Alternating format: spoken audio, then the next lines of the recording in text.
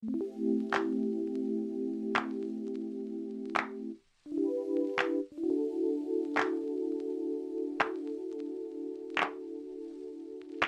life wasn't perfect, yeah, I know that now. When it came crashing down, all I know is that I need you around. When it comes crashing down, all I need is not to feel so much alone. So step inside my zone, baby, you can give me everything I want. Everything I want.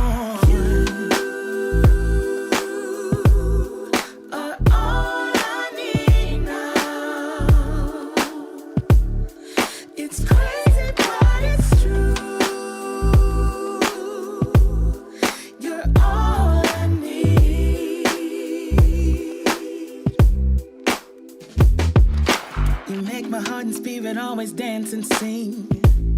You're captivating me. All I need is to know that I'm in your heart and never be apart. All I need is not to feel so much alone. So step inside my zone, baby. I can give you everything you want.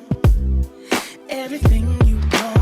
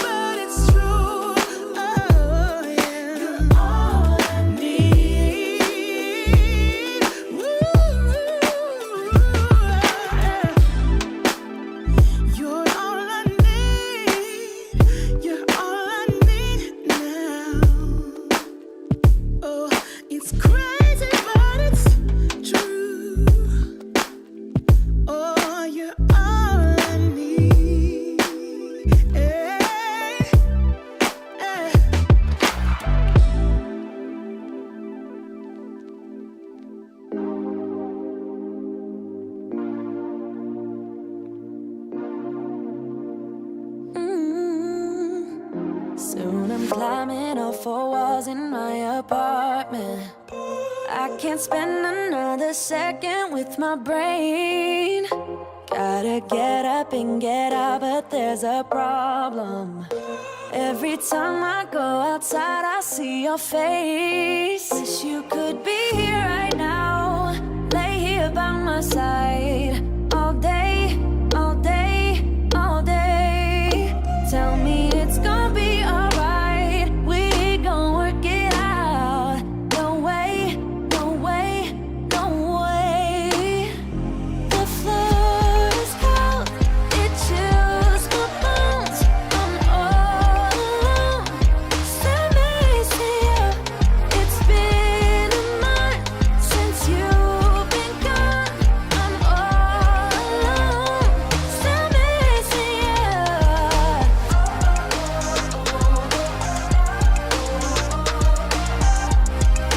Hey,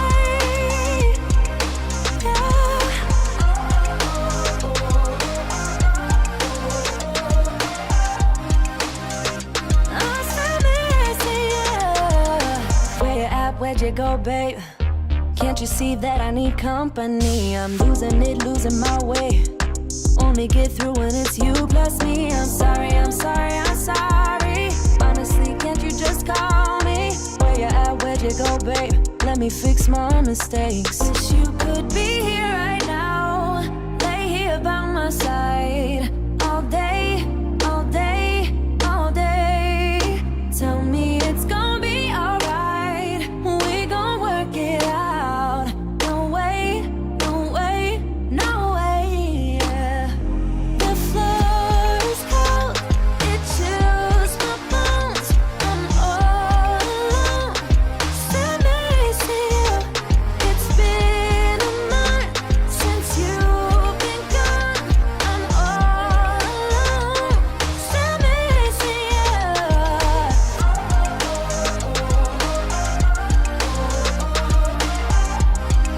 Yeah.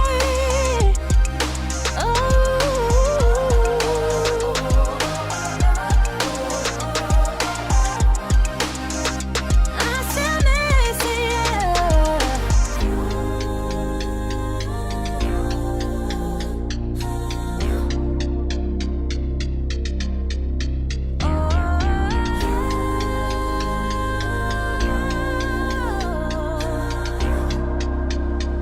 stand next to The floor is cold, it chills my bones.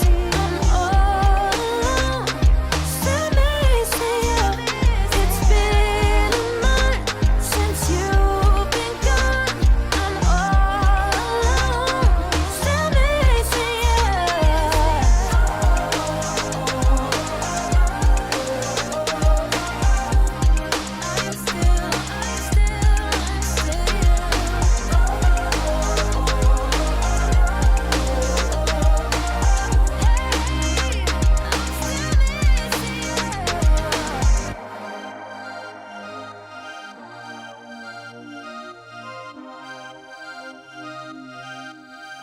Lately I've been feeling like somebody else. Heard you're moving on with someone new. My friends keep telling me that it was for the best, but I don't know if I will make it through. Cause every morning I wish you were here with me, watching the sunlight fill my room.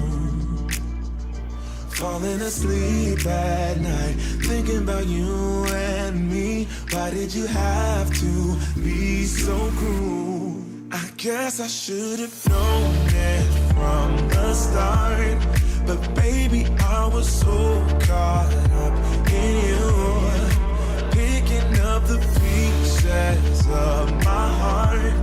Oh baby, let me hold you, I just wanna hold you. Girl, I know we said some things we didn't mean, but thought that we could figure this one out. Hate the fact that our love now is separate, but maybe someday you will realize. Cause every morning I wish you were here with me, watching the sunlight fill my room. Falling asleep at night, thinking about you and me. Why did you have to be so cruel? I guess I should have known it from the start, but baby, I was so caught up in you, picking up the pieces of my heart. Oh baby, let me hold you, I just wanna hold you. I guess I should have known it from the start, but baby, I was so caught up in you, picking up the pieces of my heart. Oh baby, let me hold you, I just wanna hold you. Cause every morning I wish you were here with me, watching the sunlight fill my room.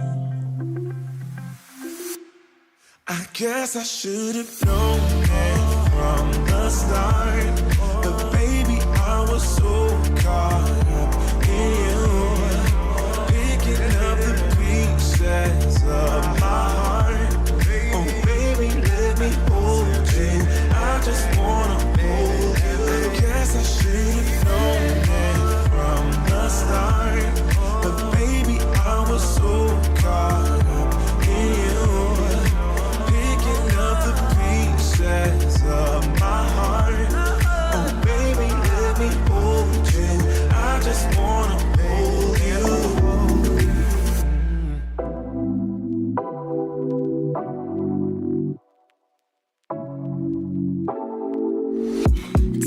take it away, feeling too good to me. Chilling all day, all in your space is where I wanna be. Here in this room, what did you do? I just can't get enough. Too caught up in your love. I've been trying to forget, but you won't let me. Something in my brain wants you. I've been hanging by myself, asking for help, but nothing seems to work on you. Yeah, you always make me feel like home. Yeah, you never leave my thoughts alone. Yeah, you're the reason I'm going out my mind. I just can't stop thinking about you.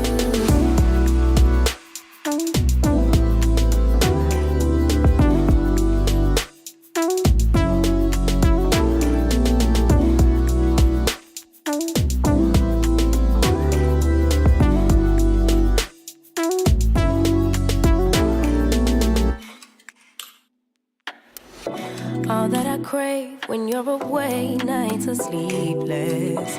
Do we need space? Yeah, maybe a break. Boy, you're my weakness. Give and we take, the love that we make, it's my favorite drug. Too caught up in your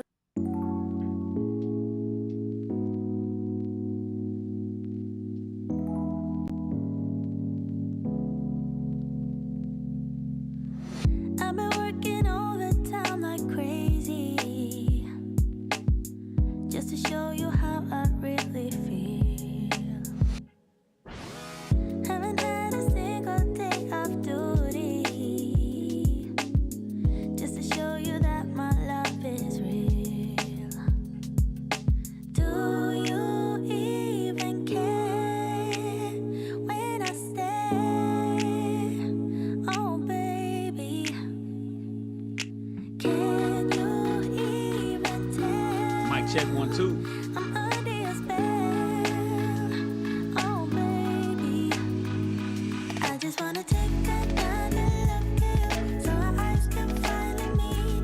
I just wanna take another look at you. Maybe that's when you will see that I'm falling hopelessly in love with you, 'cause you're making me complete. I just wanna take another look at you. Will you let me? Oh, I hope that someday you will notice every little thing I do for you. Like the time I went to buy you flowers, 'cause you said your favorite one is blue. Glad you guys are Do here. you even care when I Let's stay? get started, y'all. Oh baby, can you even tell? I'm under your spell.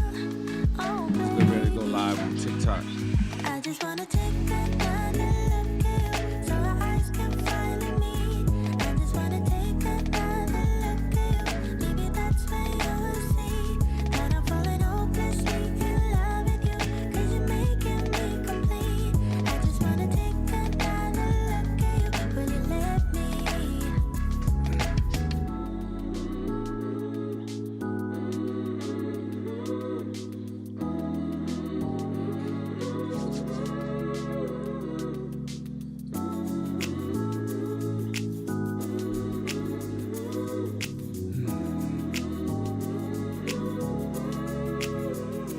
I just wanna take another look at you, so our eyes can finally meet. I just wanna take another look at you. Maybe that's when you will see that I'm falling hopelessly in love with you, 'cause you're making me complete. I just wanna take What up, Chaos? another look at you. Will you let Good, bro. me? What's happening, Chaos? Let's have another conversation tonight, man. Chaos, let's talk to him.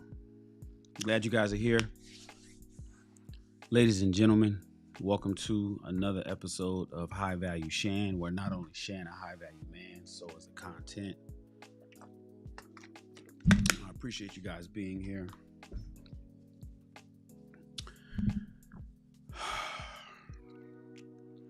Let's get TikTok going. At TikTok, see, I gotta change the screen. Hold on 1 second, y'all. Let's go. No, it's guests. And then you gotta hit this button. And then hit the layout. There we go.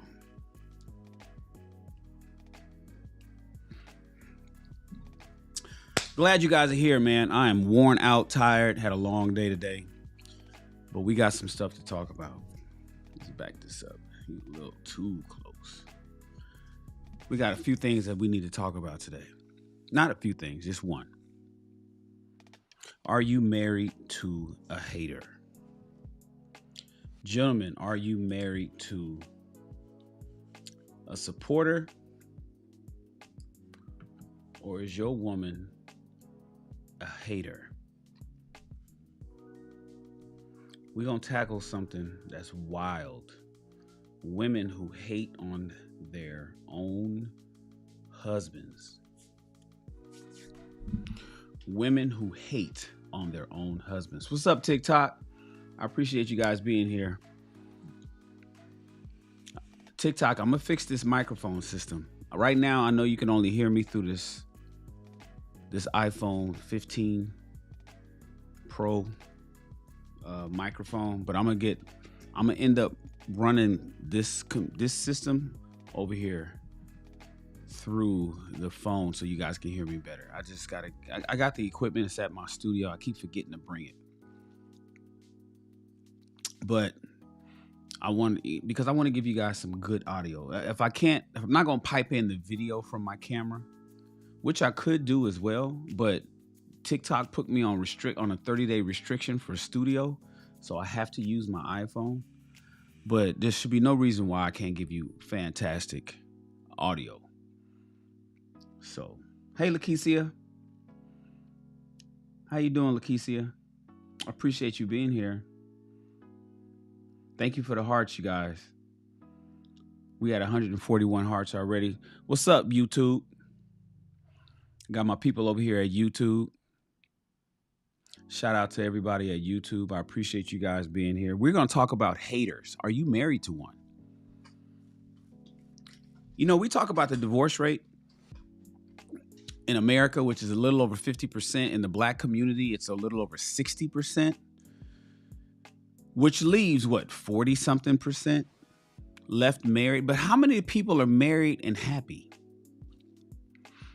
Now, you have cognitive dissonance, which is going to tell you that you're happy even when you're not. But because you're in it, you're going to convince yourself that you're happy. You know, the simplest way to explain cognitive dissonance is ignoring regret on something that you've done because you did it. For instance, you may go out and buy a $100,000 piece of shit car. You know it's a piece of shit. It keeps going to the shop. It's always breaking down. It's not even a good looking vehicle, but because you bought it, you're stuck with it and you spent $100,000 on it. You convince yourself that you love it. That's cognitive dissonance in a nutshell. So if you guys ever hear the term cognitive dissonance, it's where somebody is essentially trying to convince themselves that they love something or that they believe something that's not necessarily true. They know it's not true, but because they're knee deep in it, they won't change their minds.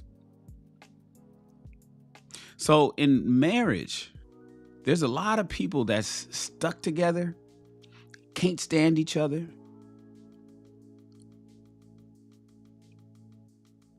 don't support each other, don't like each other. They know the sex is no good. They know they don't like to eat together. They don't even like to talk, but they stick together because, they made the decision to get married and they don't want to make it seem that they made a bad decision. And to the outside world, everything is perfect. You wouldn't know that they were having problems at home because they show the world that it's a perfect marriage. This is the 40% of people that's still married. The other 60%, they breaking up. They going to the courthouse. Divorce is coming for them. But how many people that still married are happy? You got some that says, you know what? It's cheaper to keep her.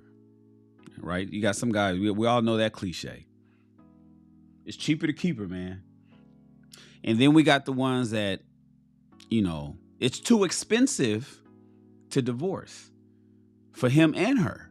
It's not cheaper to keep her to the point where he doesn't want to have, you know, his pension taken or have his wealth taken, but he could be flat broke. There's a lot of flat broke husbands out there. You know, we be talking about, I don't want her to take all my money. A lot of dudes don't have no money to take. There's a lot of guys out there that get married. They don't have nothing to take. They don't have any assets for her to. There is nothing for her to be awarded in divorce court. There's a lot of that too. We don't talk about that much, but there's a lot of dudes that don't have nothing to take. And so what happens is she's broke, he's broke. They stay together because they can't afford to break up. They're essentially become lifelong roommates. They live together because, you know, together they can scrape by. But if they break up, oh man, somebody got to go back home to grandma, if grandma's still around. So what happens to the people who are married and hate each other? How many of those are there? How many can we assume 50% of the remaining 40% of people in the black community that's married hate each other? Is that safe assumption? Can we assume, maybe not hate, that's a strong word. Can we assume that 50% of the remaining 40% of people that's still married would, if they had the opportunity to get out of it, they would? If they could afford it, if it wasn't too late, you know, how many people are married and really happy? Not happy on paper, not happy on what they tell their friends, not happy what you see on Instagram with the family vacations, but I mean really happy. How many wives really, really love her husband? How many husbands really, really dig his wife? And they've been married longer than 5 years. How many people that's been married longer than 5 years really love each other? Genuinely enjoy each other's company?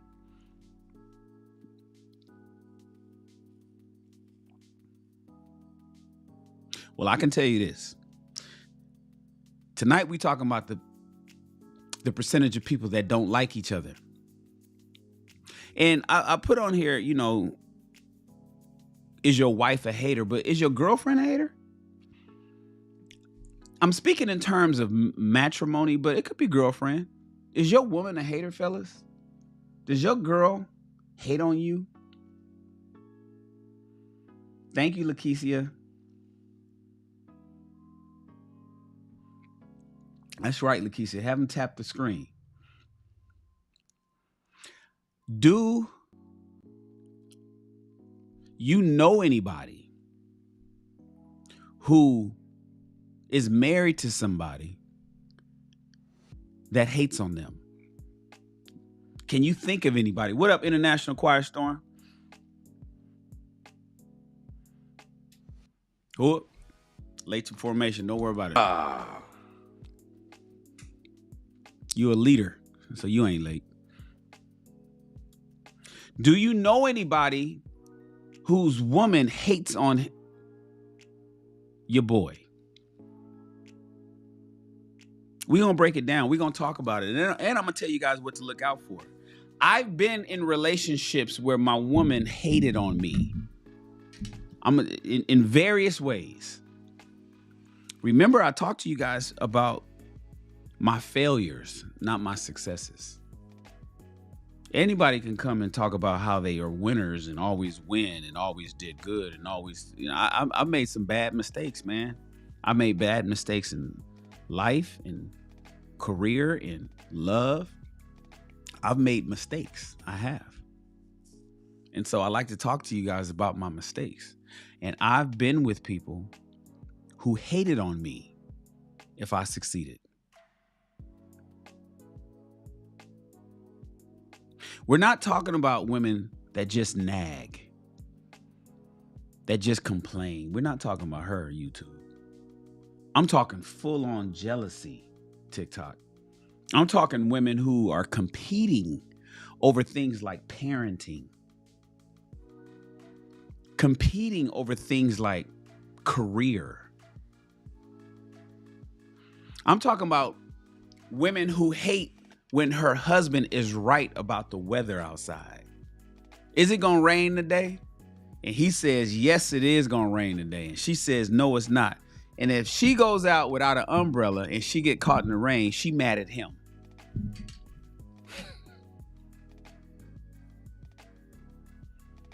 If she goes outside and get caught in the rain, she gets mad at her husband for being right about the fact that he said it was raining.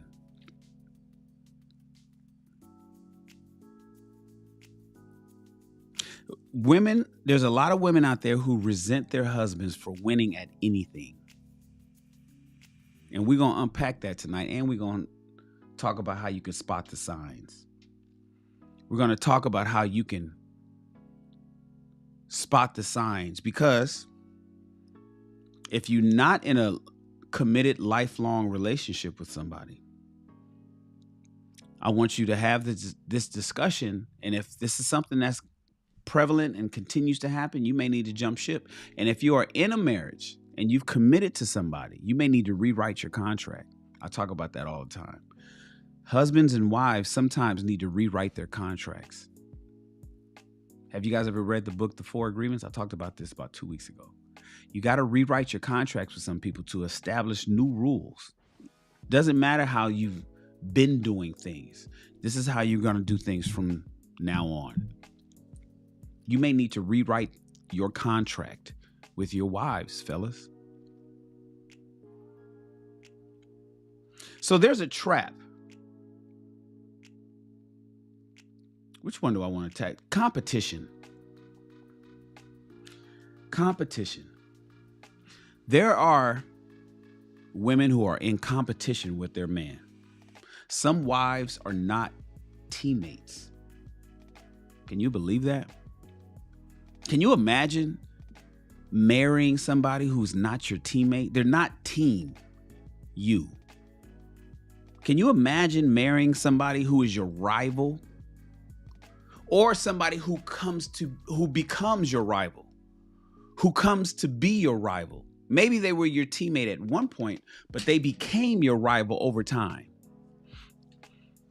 Can you think about a situation where maybe you landed a promotion, gentlemen? Tonight, I'm talking to the fellas because this is a male empowerment channel. Fellas, can you think about a time when you maybe landed a promotion and your woman is pissed because she doesn't outshine you? Because she didn't get a promotion. She wasn't recognized at work as the employee of the month. She didn't get to park up front in the employee of the month parking space at the office. That happens, man. There's women out there that do not like when her husband succeeds at work. There's women out there who do not want her man to win at work, even though this may go against her own best interest. What about the children? I'm going to deep dive into a couple of these individually, but think about the kids, man. You know, maybe he's great with kids. Do you know somebody or maybe it's you, gentlemen. Are you great with children? Like they always want to be around you. Maybe your children always want to roll with you. If you guys are going somewhere, they want to drive with dad. They want to watch TV with dad. They want to hang out with dad. They like how dad makes the hot dogs. They like how dad scrambles the eggs and cheese. They like dad. Maybe she's nitpicking every move that you make. Gentlemen, there's a lot of times that your woman is not your teammate. She's your opponent. And she nitpicks everything that you do, and that is not support. It's a scoreboard. Your woman is keeping a scoreboard, whether she knows it or not. And she wants you to lose. She wants you to lose, gentlemen. Lakeisha says your woman's supposed to be happy for her husband. Man, inspire him, her husband or man, and inspire him to be a better version of himself. Yes, Lakeisha, that is what's supposed to happen. That is what's supposed to happen. And that is what men are expecting to happen. Unfortunately, it's not happening as often as we'd like. Unfortunately, Lakeisha, there's a lot of women out there who do not want their husbands to be happy. They don't want their husbands to be happy. They do not want to inspire him to be better. Could be because she's not better. Could be because she won't level up. Could be because she won't do certain things that she should do. You know, Lakeisha, you and I, we're in fitness, right? You did the insanity workout with me was that 2 years ago or 3 years ago? 3 years ago, we did the insanity workout, 2 months straight. You and I. Can you imagine a relationship where a man wants to go to the gym and the woman is hating on him going to the gym and getting fit? Why do you want to go to the gym and get fit? In fact, she not only goes so far as hating on him going to the gym, she feeds him foods that's unhealthy and fattening. Gentlemen, have you been in a relationship with a woman that keeps you fat? She feeds you bullshit. She feeds you cholesterol and carbohydrates and fat and trans fats. And she feeds you all, sodium and sugar. Grams and grams and grams of sugar. Gentlemen, have you been in a relationship with a woman who don't want you to look your best, feel your best? She doesn't want you to be fit and trim. She would prefer that you guys just chill and go and eat McDonald's every night. She doesn't want you to lift any weights. She doesn't want you to run on a treadmill. She doesn't want you to stay within your BMI, your body mass index. She doesn't want that. She doesn't want that whatsoever. It could be a couple of reasons. Because she won't go to the gym. Listen, I won't date a woman that doesn't work out. There's no way. There's no way. And here, I'm going to give you guys a quick tip. Gentlemen, if you guys are in the fitness, I'm talking to the men. If you are in the fitness and health, if you work out somehow, gentlemen, you cannot date a woman who didn't work out before she met you, but suddenly she starts working out after she meets you. That is her representative showing up. I've learned this the hard way. I've met women who got into fitness because they got with me. Once they got me, they let that shit go. Suddenly they don't go to the gym no more. Suddenly they don't want to drink healthy drinks anymore. Suddenly they don't want to eat healthy foods anymore. And so when I get upset about them not being fit, gaining weight, looking not as good as they used to, it's my fault. Gentlemen, that's what's going to happen with you. You need to meet, if you are heavy into fitness and health is your lifestyle, and I hope it is. And I hope you're doing it on your own, not because you're with a woman that's guided you into do, because everything I talk about could be flipped. But since I talk to men, and this is a male empowerment channel, I speak this way. Everything that I talk about can be flipped on good women that's out there dealing with Pookie and Ray Ray. But gentlemen, I would only date a woman that was working out before I met her. What did you do before I met you? I would investigate what you do before I met you. No. You're not going to start working out. You're not going to start running now. You're not going to start going to Pilates now. You're not going to start going to the gym now. You're not going to start going to yoga now. You're not going to start eating healthy now. You ain't going to do that now. You're not going to start taking your supplements and vitamins today that you met me and you see the benefit. No, you're not going to do that, because what's going to happen is you're going to fall back to your old ways. Gentlemen, you need to meet a woman. If you're into health, fitness and health, she can't be a lazy person and then jumps into it because she's with you. There's a lot of people that jump in. Now, hobbies is different. I'm okay with I'm okay with you being a bike rider and then she doesn't really ride bikes. And then you guys end up, you kind of teach her about the world of bike riding. And next thing you know, you end up buying her a bike and she enjoy. I'm not talking about that. What that is you're introducing her to new things that she's never been exposed to. I'm okay with that. I'm okay with a woman that doesn't really travel or never really traveled. You travel and now you bring her along on trips. That's okay. I'm not talking about a woman that, let's say, for instance, hike. I like to hike. That is not, doesn't hike much.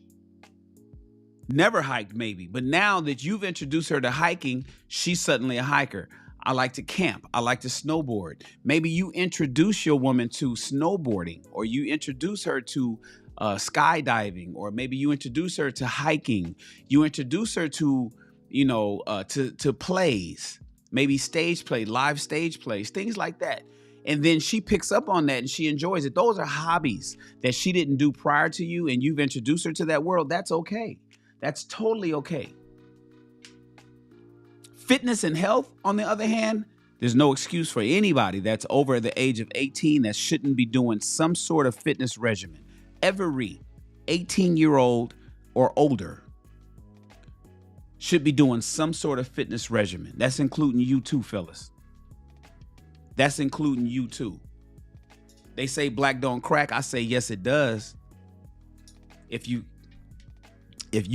fall off. If you fall off. I'm 52 years old today, and I'm not in the best shape, but I ain't in my worst shape either. I'm 52 years old. I'm not in the best shape, but I'm not in the worst shape either.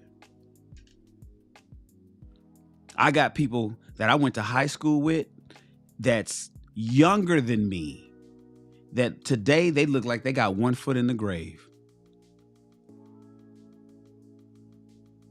They can't move. They not limber. They can't breathe. I'm gonna catch them at every cookout. Every cookout, they got a full plate of soul food. Full plate of soul food. So, when it comes to fitness and health, there should be no excuses. Do not get involved with a woman, gentlemen, that is not into fitness and health prior to meeting you in your fitness and health lifestyle. That's important. There's some women out there that will hate on the fact that you are into fitness and health. This is what we're talking about tonight. Is your wife a hater? Is your girlfriend a hater, gentlemen?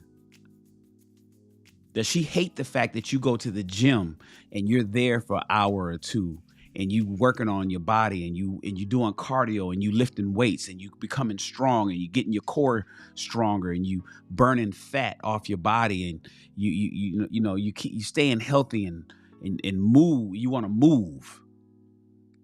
And she don't want to do that. She just wants to sit up and watch TV. And she just wants you to sit up and watch TV. And she may not necessarily want to sit up and watch TV with you. She just don't want you doing anything that's going to make your life better.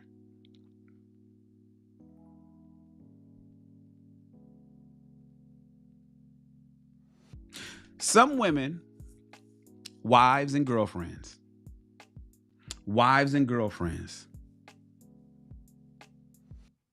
hates seeing her man's happiness. She hates his happiness.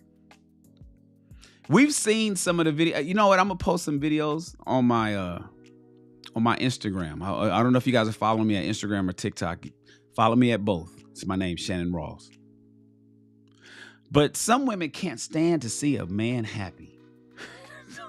Don't you laugh without her.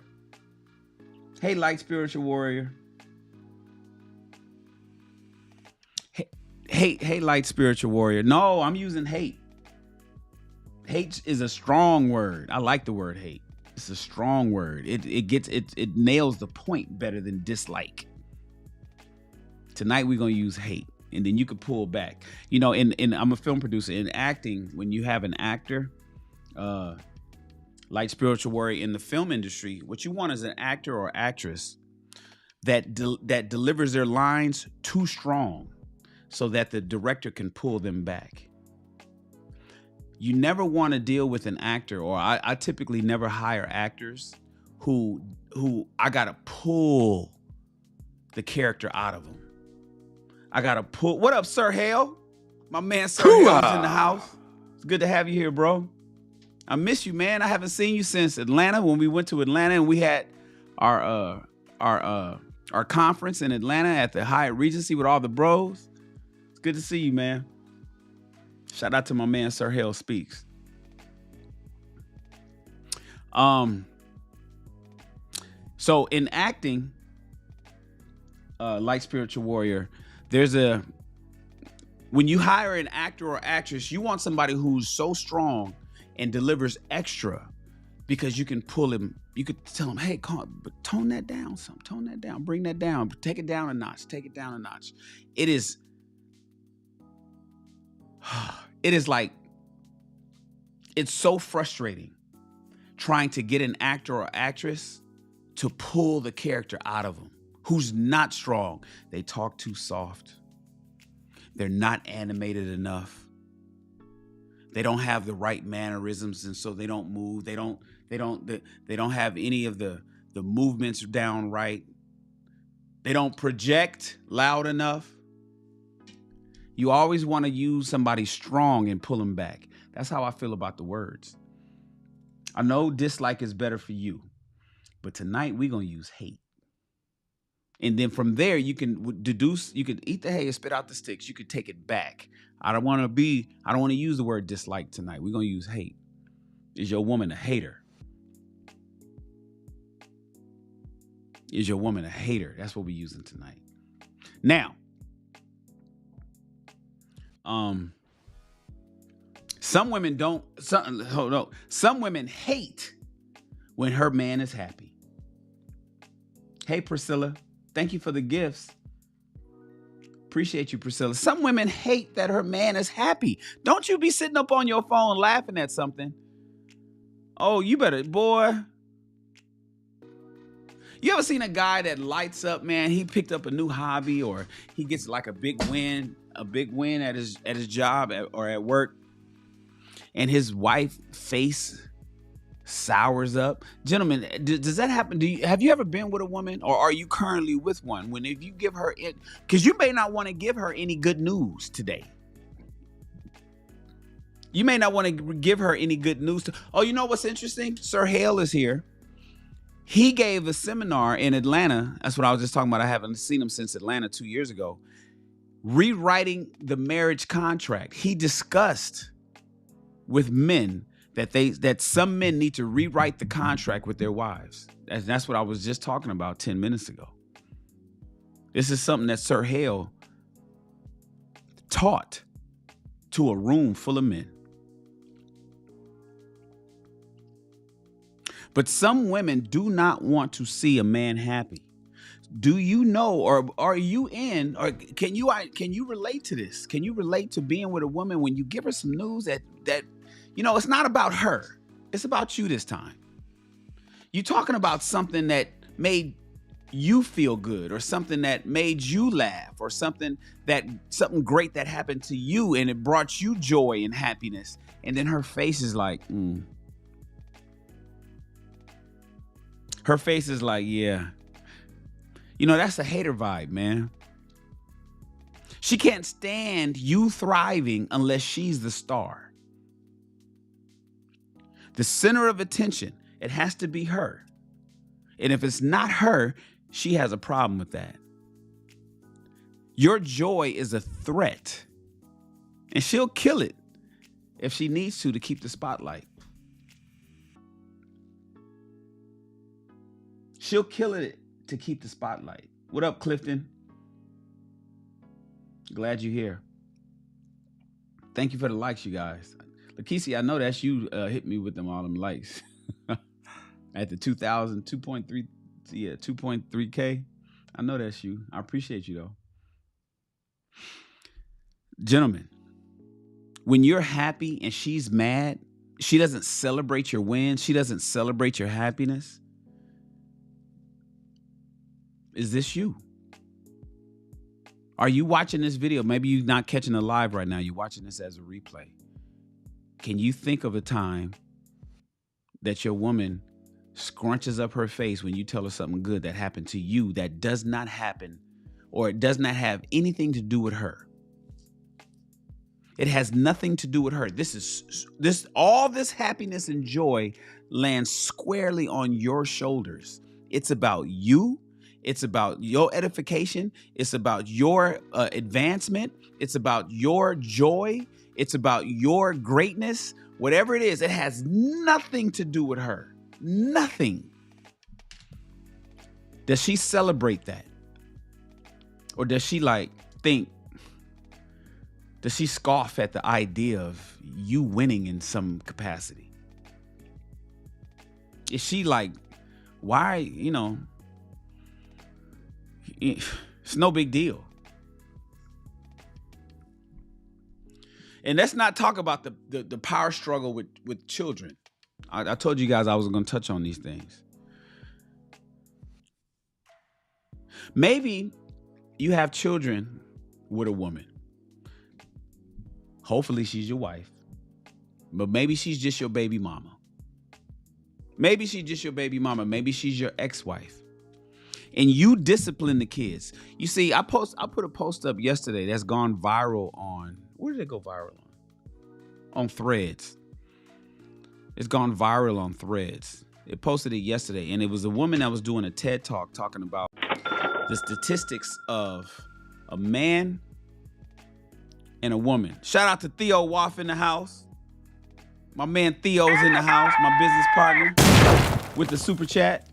He said she had better be happy with Chewbacca. Chewbacca's his pet dog, or she is for the streets. Celebrate the Wookiee. Shout out to my man Theo Waff in the house. Appreciate you being here, Theo. This is why I had to leave the Zoom call that you ran earlier, so I could prep for the show tonight. I had to jot down some of my thoughts as to some of these women that are hating on their husbands, bruh. Some of these girlfriends that's hating on their boyfriends. I had to jot down my thoughts so I could talk to everybody about it. And when it comes to parenting, maybe he's the kind of father that disciplines his children a certain way, or does something to make sure that there's some accountability for his kids, and then she undercuts them. That's what I was telling you guys. I put a post up yesterday that went viral on my Threads account, because I'll put a post up, and it depends. Some things that go viral on TikTok and it picks up no traction anywhere else. I post my shit everywhere, by the way, y'all. I go everywhere. I post it on X, Facebook, TikTok, Instagram, LinkedIn. My posts go everywhere at the same time.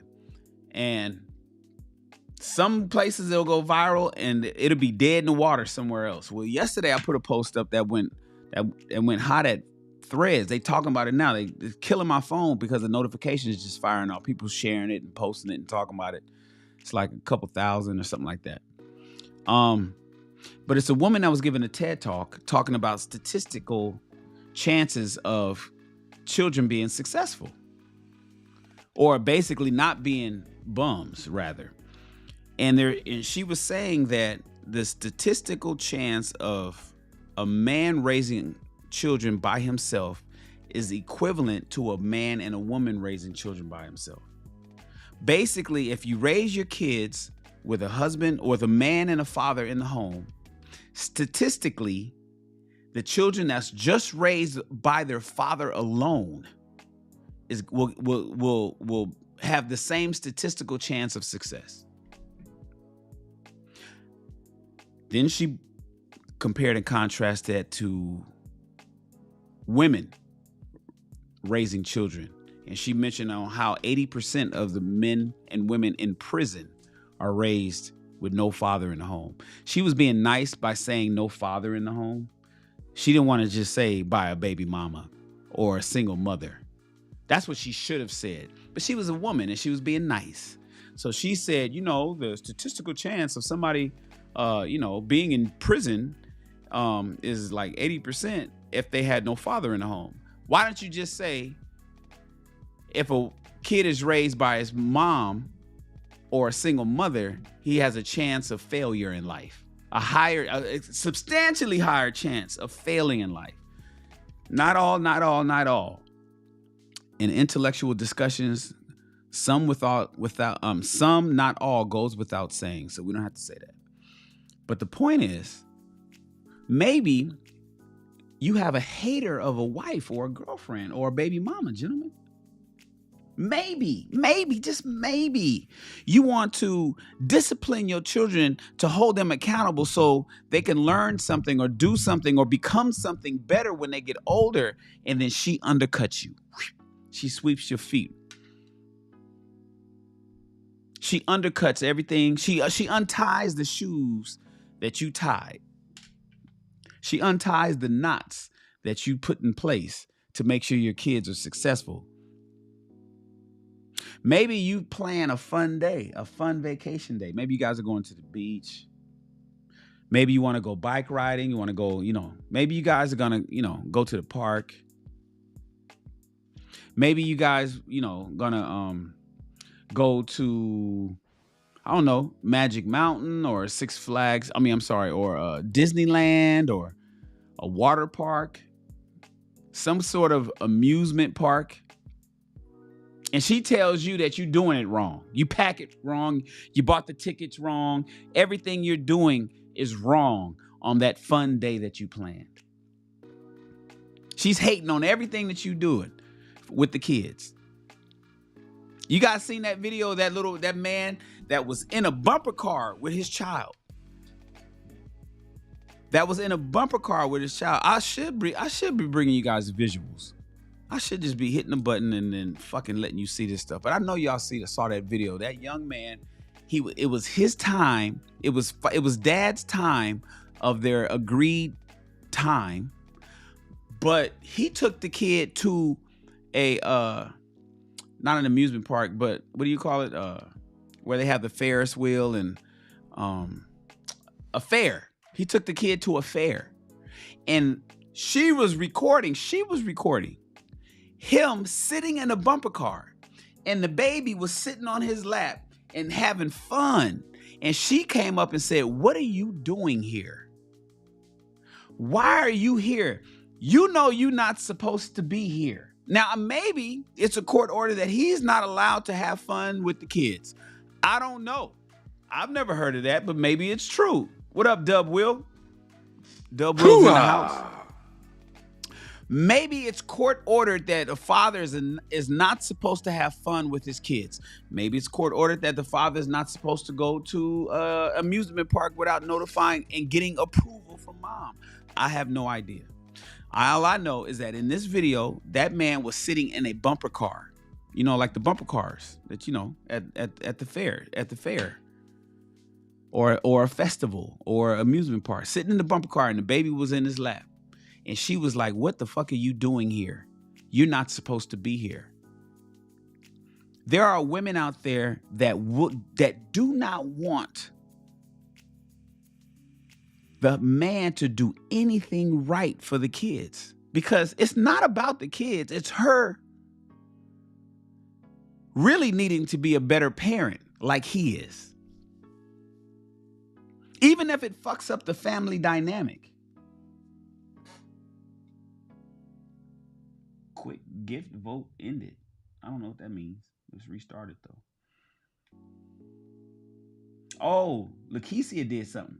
Lakeisha, what was that? You got all kind of powers, Lakeisha. Play around with it and teach me about it later. I restarted the gift vote, whatever you did.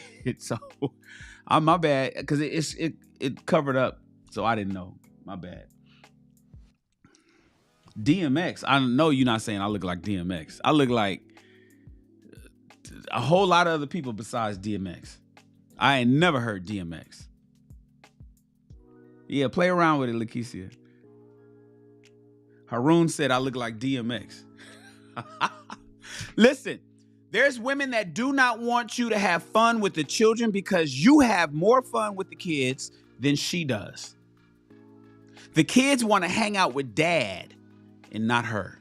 The kids want to laugh and have fun and do things with dad and not mom. And so she knows this and she hates it. She hates you for it, and she will sabotage that shit. She doesn't give a damn about the kids' happiness. She doesn't care nothing about that. She knows that it'll screw up the dynamics, but her personal need to be better than you supersedes any happiness the child may have. That's that hater energy, guys. She doesn't want you to go to the snow. Don't you? You can't go to the snow. Like I live here in LA, you guys. So going to the snow is a thing. Some of you guys live in the snow. We don't live in the snow. It don't snow here. I gotta go to the snow. It don't snow in LA. I don't know what that's like. Don't get me wrong, I lived in New York, but you get the point. So for us people here in Los Angeles, we got to go to Big Bear. We got to go to Mammoth Mountain. We have to go to the snow. Some women don't want you to take the kids to the snow because the kids are going to have more fun with dad than they are with mom. And so what mom is going to do is fuck up the trip somehow. Hollywood Cole said that's because she has to always be the disciplinarian. That's true. Does she? And like I was mentioning just a moment ago, Hollywood Cole, maybe she disciplines different than he does. See, some fathers discipline using logic and reason. Many mothers discipline using emotion.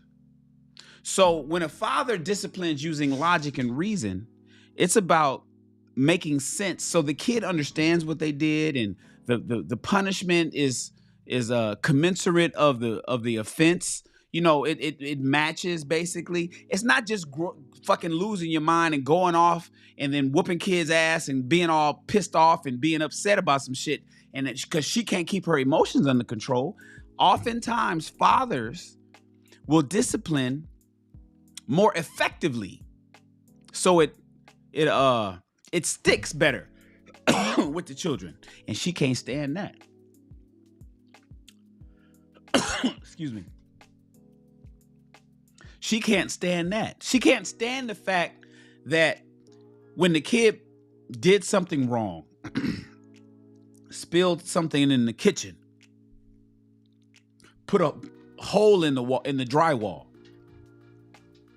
messed up the car, spilled their food, whatever it is, made a mess on the carpet. She goes off. Dad doesn't go off. Dad says, okay, so what do we learn here? Okay, well, what did you do? And how can we prevent this from happening in the future? So let's put some things in place to make sure that you don't do these same mistakes over and over and over again. But she just goes off, grabs a belt and just starts whooping ass and shit. She just losing it, grabbing belts and grabbing switches and just going off. She ain't thinking about it. She just mad. You know, mama just mad. Mama leave a belt. Let you know, the teacher called me today and told me what you did. I'm whooping your ass when you get home, and just going off on your ass. Dad is like, okay, well, dad doesn't do that. Dad says, when I get home, we gonna talk. The children might be more afraid of dad than they are of mom, and dad don't even really go off like that.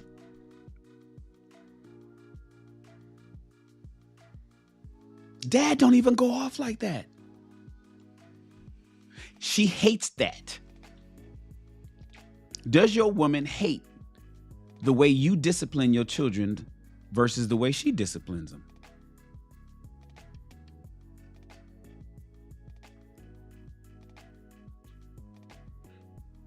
You know, we talk about 50-50. today the big conversation is 50-50. Oh, we're not living in the times. You need to, a family needs 2 incomes. You need dual incomes to live in America now. There's no, she has to work. He has to work. There's the girl boss. I just did a show the other day. I just talked about the girl boss. There's a lot of girl bosses out there. Women are working, men are working. Everybody has a career. Everybody's working. And men and women that are working today, it's not a situation where a man is working, providing, and a woman is taking care of the castle while he goes out and makes sure the castle mortgage is paid. Now it's women and men going out to work, and they both bring home stuff to make sure the castle is paid. And so there's a certain level of power dynamic tug of war that's happening in those relationships. I'm not going to be in one of those relationships, but they're happening today, where the woman wants to bring home money and the man wants to bring home money. And if they want to do something, it could be a power struggle as to what, if they're going to go left, or they're going to go right, what they're going to do. That happens often today. Women are working, but the thing with that is, and here's I want you guys to think about this. And this is for the ladies. I know I'm talking to the men tonight, but this is for the ladies as well.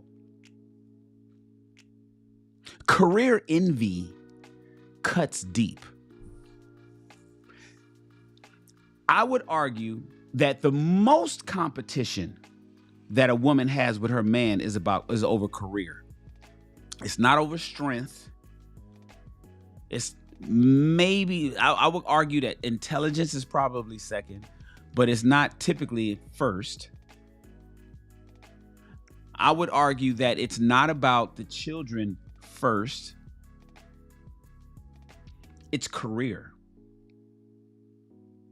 Their career envy, oh man, that cuts down to the bone. So if that man brings home a fat check, or he gets promoted to a nice big title, he gets a new title, instead of a high five, hell yeah, babe, she's sulking.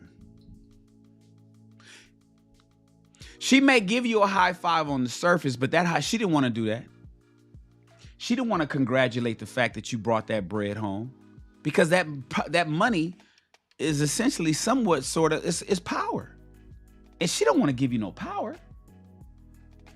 Oh, no. What she's going to do is she's going to try to one-up you with her job. Oh, you got a bonus?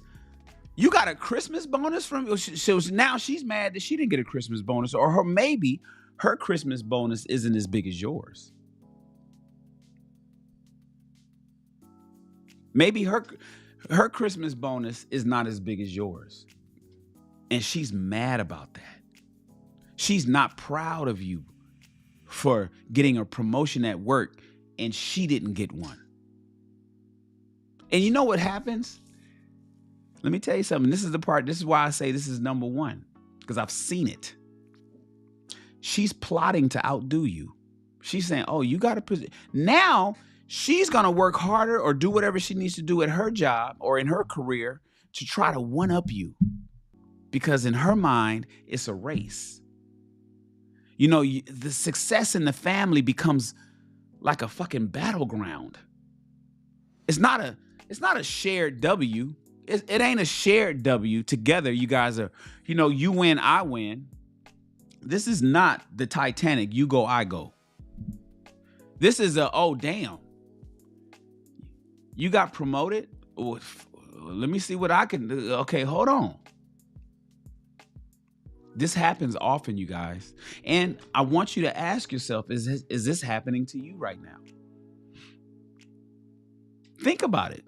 I know that they may give you a high five, but is it sincere? Is it genuine? Is it a genuine high five? Career envy is probably the number one competition that happens in a marriage. I wouldn't say a relationship, but like girlfriend and boyfriend, because those two people could walk away. But in a marriage where two people are bringing in today, that's why I brought up the 50-50 conversation. That's why I brought up the fact that today people have to put all their money in one pot to try to pay all the bills. I did a show last week. There's no such thing as equity in a relationship. Certainly not equality, but it ain't no equity either. But a lot of people don't realize that. They don't understand that. And so they fight in order to try to have parity with their spouse or a woman with her man. In order for her to have some sort of parity and to feel equitable, she thinks that she has to either do what he's doing or do better. It happens all the time. Lakeisha says, he win, you both win. Yes, Lakeisha. Lakeisha, but you already get it. You've been rocking with me for years. I don't teach you nothing, Lakeisha. You get this stuff. There's a lot of women that don't get this though. And they won't apply it in their own relationships. They'll hear it, but it's in one ear and out the other. If he wins, you both win. His duty is to provide. But women want to be men today. A lot of them do, not all. But far more than I'd like to count. It's not a shared win in the family when he wins or brings money in or does something. She instead starts plotting to try to do as much as he did at her job, because how dare he outdo me? And then I wanted to talk to you guys about the N in sign language. The need to be right. Oh man, shout out to BGS. BGS Ibmore, the originator of the term sign language. Shame, insults, guilt, and the need to be right. That's one of the best acronyms I've ever heard in my life. Shame, insults, guilt, and the need to be right. A lot of people use sign language. A lot of people use sign language. A lot of people use sign language to try to shame, insult, guilt people. And they have the need to be right. The need to be right is the worst of all four. The need to be right. In fact, I say that need to be right is a disease. It is absolutely a disease. It's like alcoholism. It's like drugs. Today, more than ever, women need to be right. They have to be right. This is why we say accountability is like kryptonite, because if you point out that they're wrong at something, it bothers them physically. They are physically hurt. They start trembling. It's almost like they get hives. They get irritated. They start itching when you show them that they're wrong about something. Now, they typically get over it after a day or two and then they come back. But at the time that you bring out that they're wrong, they are physically, not just emotionally, not just inside. They start itching and scratching. They're like, God, they are physically hurt when they're wrong about something, and they will do whatever they can. This is a lot of women, not most. No, I'm going to take that back. Not all. Not all women. The good ones we don't hear about. The women that take accountability, you don't hear from her. She's living a happy life. Shout out to those women. All women should aspire to be that way, but we hear far too many that have the need to be right. You cannot tell her. You cannot tell her. You cannot tell her that the sky is blue. She's going to tell you the sky is not blue. She's not. She's going to tell you that the sky is teal.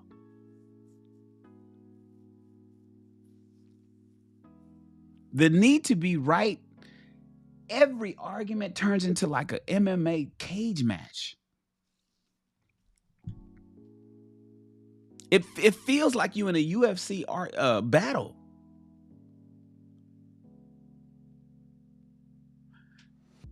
You tell her something simple, man, and she turns it into a fucking TED talk about how, like I said, the sky is blue. If you say, baby, the sky is blue, she's going to be like, no, let me explain to you why the sky is not actually blue.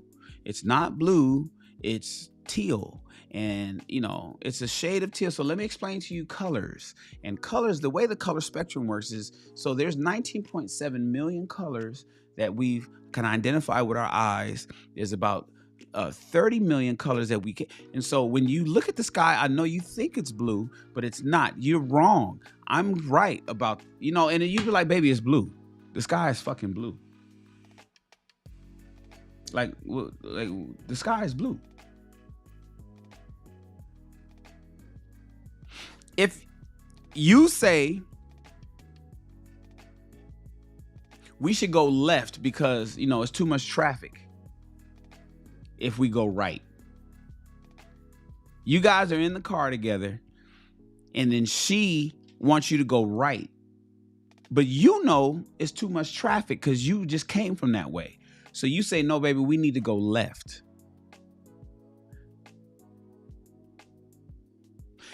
When you go right, because you just want to be nice, and you run into traffic, do you think by any stretch of your imagination she's going to say, damn, babe, my bad. We should have went left like you said? Do you think by any stretch of your imagination that she's going to say to you, I should have listened to you. I was wrong. We should have went left like you originally said. We went right like I thought this was going to be better. No, that's not what you're going to hear. You're going to hear the need to be right. She's going to tell you why, despite the fact that you ran into traffic like you said you was, that this just happened. Or that it's not usually like this.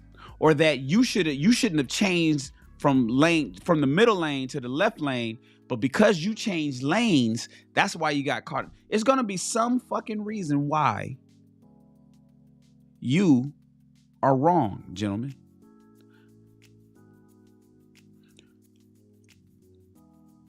It's not about the truth, though. Let me explain something to you guys. When women have the need to be right, it's not necessarily about the truth. It's about her hating the fact that you are. It's not so much that she's upset that she's wrong. She hates that you are right. If you guys have ever noticed this, because I think it's a phenomenon that's happened in the last 10 years, this need to be right thing. If you ever noticed that somebody who hates to be wrong or has the need to be right is only feeling that way when they are being corrected? I want you guys to think about this. Everybody that's watching the show, everybody at YouTube, everybody at TikTok, think about this need to be right thing that is happening today, this phenomenon that's happening a lot, where somebody just can't, no. They have the need. Think back to some of the text messages or how you brought proof. You brought receipts. You've shown video. You've shown photos. You went and got the news article. You went and got the statistics and the data, and you showed them that they are wrong. And they won't say, damn, my bad, I'm wrong. Didn't know that. I won't do that again. Or, oops, my bad. You right. They won't say that. They double down. People are doubling down more now than ever. What's the term? Loud and wrong. People are loud and wrong. Now, hear me out. This is what I figured out. Because I thought about this. They're only wrong when they're only like that. They only have the need to be right. Let me rephrase it. Have you guys noticed that people only have the need to be right when they're being corrected by you or somebody else or something? They have no problem admitting, everybody will tell you, oh, I don't have any problem admitting that I'm wrong. You know how many times I've heard that from women? Every woman says that. I've heard it every woman seems to think I don't have a problem admitting I'm wrong. I should make that a t-shirt. I don't have a problem admitting I'm wrong, says every woman. Every woman says that. Ladies, to the ladies that believe that you have no problem admitting you're wrong, let me tell you something. You believe that because when you do admit you're wrong, it's you that found out the truth. It wasn't somebody else telling you.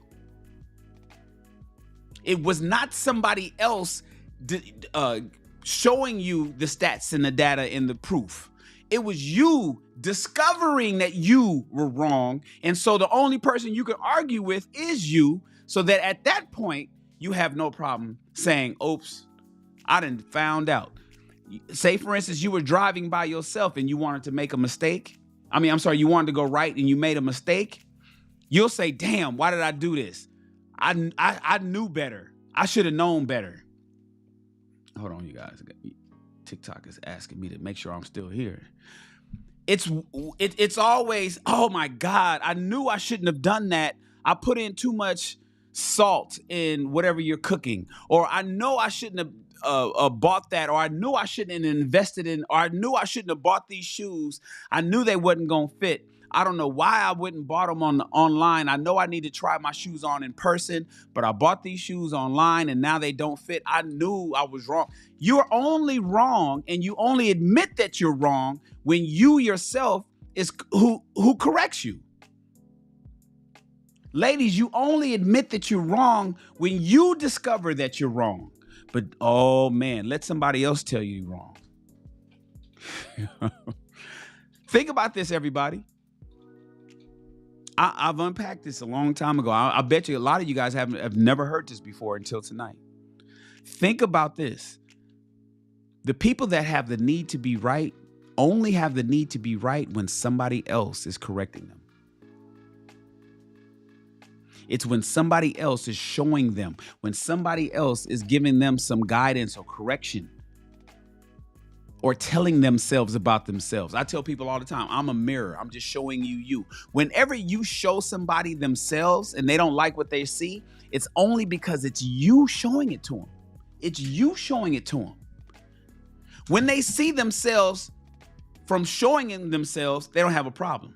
But if you show them themselves, if you show them, you get a battle. Every argument is a boxing match. Every argument is a fight.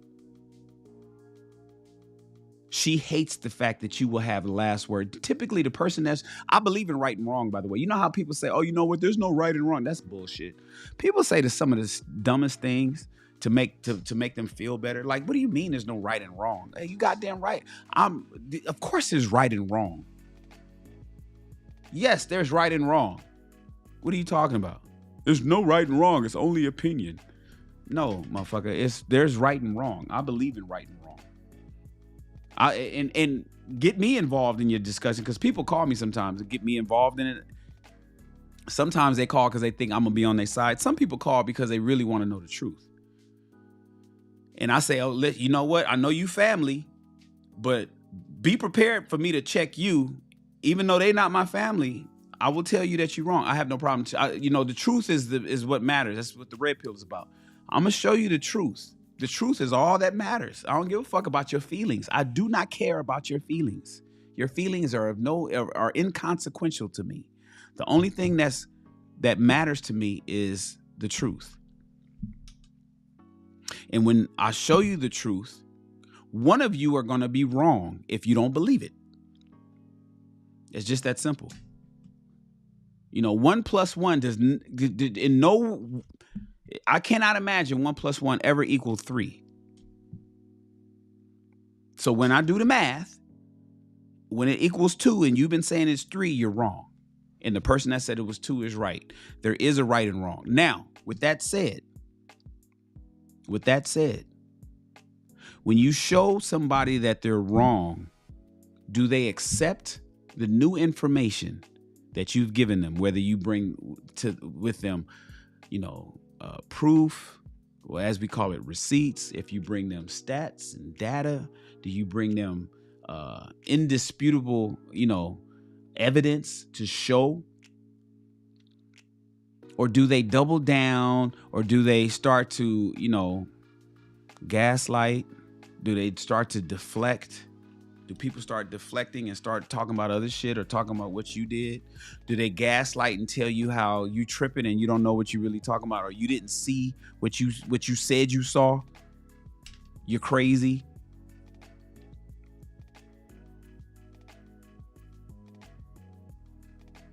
When you have somebody who hates the fact that you right, they're going to compete against you, and they're going to always fight when you bring something that they didn't know, or that they feel that they should have known, but they hate the fact that you brought it up. Gentlemen, this happens to a lot of men. It happens to a lot of men. What up, Dojo? I'm Dolo. I say Dojo. What up, Dolo? It happens to a lot of men because a lot of women can't stand the fact that her man is correcting her. It's just that it just is what it is.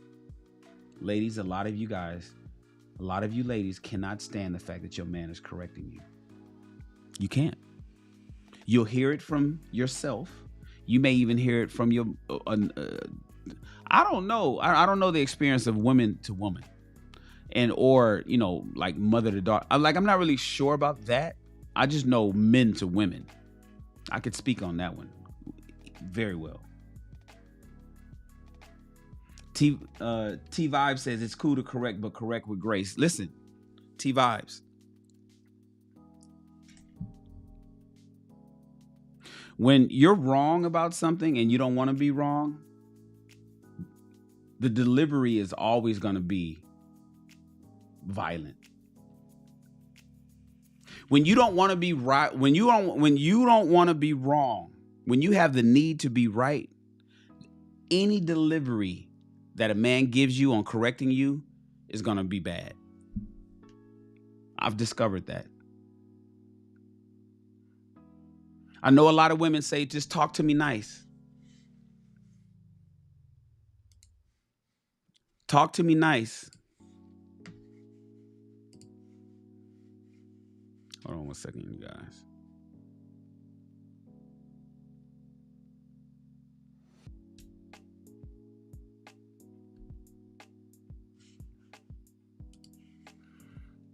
A lot of women say, just talk to me nicely. Ladies, we can talk to you. It's cool, calm, and collective. Smooth, low tone, quiet, soft. We can even say baby. We can say baby, baby, baby, right? We can open up the discussion with baby. Let me tell you something. Here, sit down. You need a drink? We could talk to you nice as a motherfucker. If we're correcting you, you gonna tell us that we yelled. I don't care. You know I'm right. Don't act like you know I'm right. You know I'm right. There's no way to correct a woman who has the need to be right. No matter what your delivery is, it's going to be violent to her. You shouldn't have said it a different way. You didn't have to add that. Why did you say it here? How come you didn't wait till we got home? Why did you say it? How come you put it in a text message? How come you couldn't wait till we got in face to? It's gonna, no matter how he delivers it, he's wrong if he's telling you about yourself. So to the women, or I'm sorry, let me change that. Gentlemen, when a woman tells you just talk to me nice, ignore her. It doesn't matter how you talk to her. You wrong. She's not gonna like it, no matter how you fucking correct her.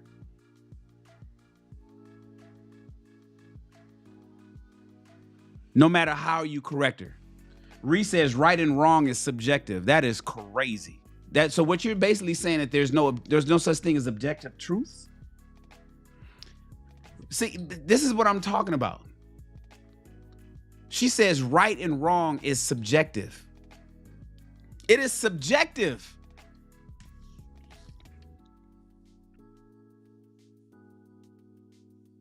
It is subjective. No, there's as if there is no objective truths.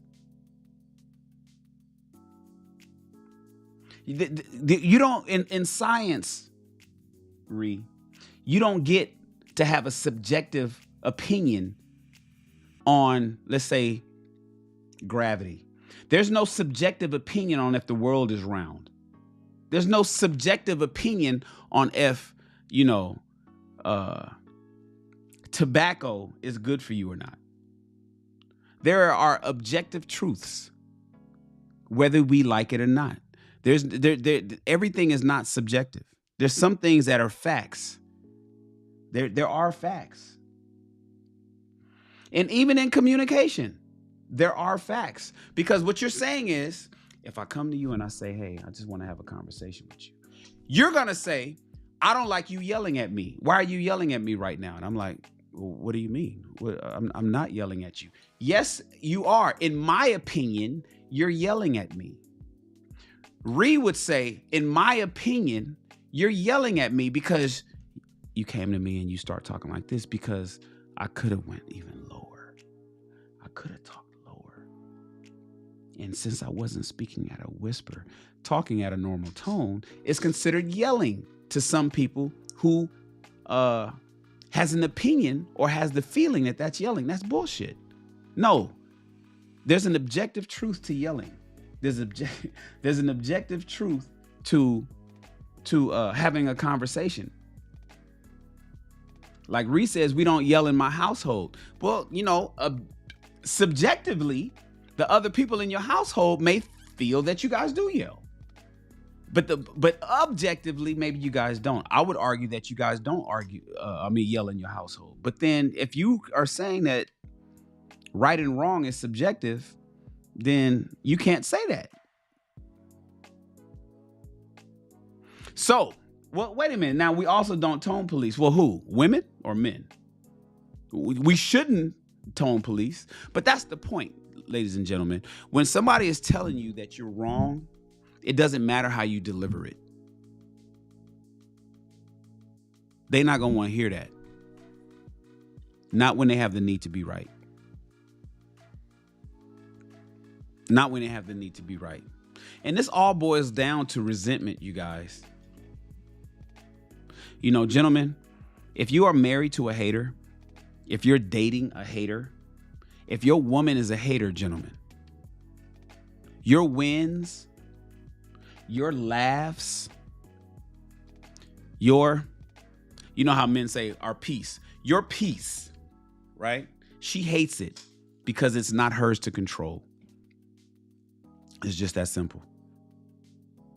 Your wins, your laughs, she hates it because it's not hers to control. She can't control when you're happy or when you're sad. She can't control when you win or when you lose. She can't control when you get a promotion or when you get a demotion or when you keep your job steady. She can't control the great things that happen to your life. And if she could control them, she wouldn't have a problem. But the things that she can't control, she becomes a hater. And that's where the competition breeds in the relationship. There's a lot of people in competition. And you know what? I'm gonna be honest with you. It's a lot of y'all men that's doing this shit too. I'm one of those guys that I'm hard on women, but there's a lot of guys in this space and that's around me and it's in the manosphere and whatnot that won't diss or talk about men. I just can't do that because I know too many shiftless niggas. I know too many. I'm in LA, you guys, so there's Pookie galore out here. I could take you out tonight. What is this, Wednesday night? We can go up to Highlight Room. No, Highlight is closed down. We can go to Hollywood, and I could show you hundreds of Pookies tonight. I could take this phone, go up there and go live and show y'all and see it. Like, see what I'm talking about? All these niggas is the niggas that girls be talking about. So sometimes guys have the same problem that I be talking about with women. There's a lot of men out there that's in competition with his girl. She wants to do things together. What up, Marcus? Thank you, man. MR, what up? When'd you get in here, MR? There's a lot of guys that ain't got shit going on in his life, and his woman is going to school, his woman is doing all the things right for the children, his woman is making money, his woman doesn't always need him for something, and he can't get shit together. He's not doing nothing right. He's fumbling the ball everywhere he goes, and so he's hating on her. He fucks up her property. He tears shit up because he hates the fact that she's winning and he's not. That happens often as well. That happens often as well. Zoe! Zoe's in the house with her new last name. Everybody give a shout out to the homegirl Zoe. Salute. Yes, ma'am. Everybody give a shout out to my girl Zoe. I'm glad you're here, Zoe. Congratulations on your nuptials. I heard you got married. You got married. I called you so I can congratulate you, but you didn't take my call. Maybe your phone number changed. Your husband wouldn't change everything. Shout out to my girl Zoe for her new found future with her man. And Zoe is one of the good women. I talk about Lakeisha, right? And Lakeisha. The only women that you'll see me call, talk to, hang around are women that got sense. I only deal with smart women. I only call, you won't catch me talking or texting a whole bunch of airheads. I just don't have time. I did years ago. Nowadays, I don't. You know, Zoe is one of the good ones. And she just landed her husband, by the way. And I'm sure that baby coming soon. Shout out to my girl Zoe. And she just joined the membership over here. She's already a member of the SR Army. Now she joined the army over here at YouTube. Shout out to my girl Zoe. I'm glad you're here. Yeah, MR. She one of the good ones. She's not one of the ones that we talking about. Like, you know, when I talk about these shows, like, you know, women that's in competition with it, there's women like Lakeisha, there's women I'm not talking about. I'm not talking to them. Right? Half the time I do these shows and I'm talking through you guys so y'all can take this information and spread it out to motherfucking idiots that's in your life. The shiftless guys, the shiftless women, the Pookies and the Ray dudes, the bum ass women. I hope I'd like to think that most of my audience is smart and you aren't learning for your own personal self the shit that I'm talking about, but that you're picking up ways that you can communicate what I'm saying to other people in your life. That you can and then Zoe hit me with the $50 super chat. Everybody shout out to Zoe. So she come in here, so she joined the army, and now she hit it with the $50 super chat. She said, I broke my phone. I'll check in later. Okay, Zoe, congratulations again. You know, relationship is the goal for me. Relationship is the goal. I'm not a men go your own way type guy. I want men and women to get together. We aren't communicating today. We're missing the mark. We're not talking to each other. And so I'm here to discuss the things that I'm seeing that men are making mistakes in and women are making mistakes in. And right now, there's a lot of women that's hating on their husbands. There's a lot of women that's hating on their husbands. There's a lot of women that's hating on their boyfriends. A lot of girlfriends that hate their boyfriend's successes. She hates the fact that he's peaceful. Women want control, gentlemen. They want to be in control of your happiness, and she wants the puppet strings. And if you are happy without her, oh, how dare you? How dare you? And it's turning these marriages into war zones. Come on, you guys. We're talking about a 60% divorce rate. You know, you've heard it before. The best analogy to use is if you were going skydiving. You've all heard this before, but I'll repeat it if you haven't. If you're going skydiving and somebody told you that your parachute has a 40% chance of opening and a 60% chance of failure, would you jump out the plane? Would you jump out the plane? If somebody told you that your parachute fails 60% of the time, that people jump out of this airplane, would you jump? Now, my goal is to jump. I want everybody to still jump. Here's the thing. Did you service your parachute? You see, the part that they miss in that equation is that a lot of people are not servicing their parachutes. They're just throwing them in the bag. They don't fold them right. They don't check the seams to make sure the seams are right. They don't put the strings in the right order to make sure they don't get caught up and twirl, and get tied up like a knot once you jump.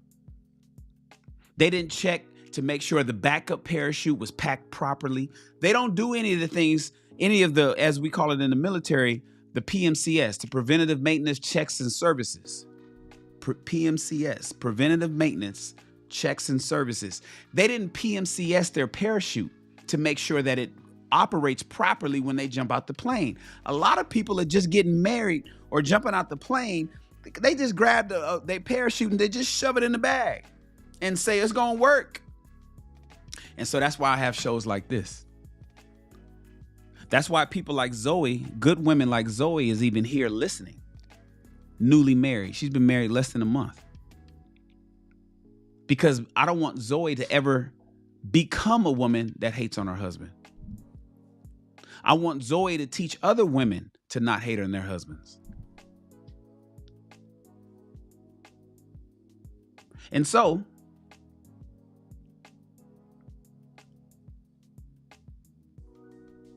these marriages are turning into battlegrounds because nobody is paying attention to the other person, and all they care about is themselves. Hyper individualism and extreme selfishness. I don't know what is happening today that this extreme selfishness is happening, but we got to talk about it. And I'm gonna point to what I think the source is. Social media has exacerbated a whole lot of this shit because everybody's trying to keep up with the Joneses. Everybody thinks that their relationship is supposed to be like the other ones that they see on Instagram, and that's not how that works. Marriage is a duty. Being in somebody else's life for the rest of your life is a duty. That's work. I know you want life. I know you think it's all about you, but it's not all about you.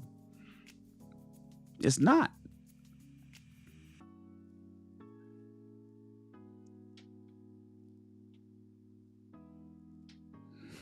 What y'all over here talking about? Gentlemen, how can you identify if you have a hater in your life? I'm going to give you guys a couple of reasons. A couple things to look out for. Gentlemen.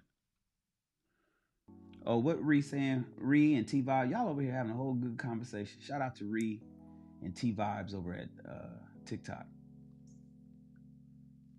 I like people that interact and engage. Whether we agree or we disagree, we're always cordial. We're adults and we, respectful. Shout out to T Vibes and Ree over at TikTok. Appreciate you guys being here.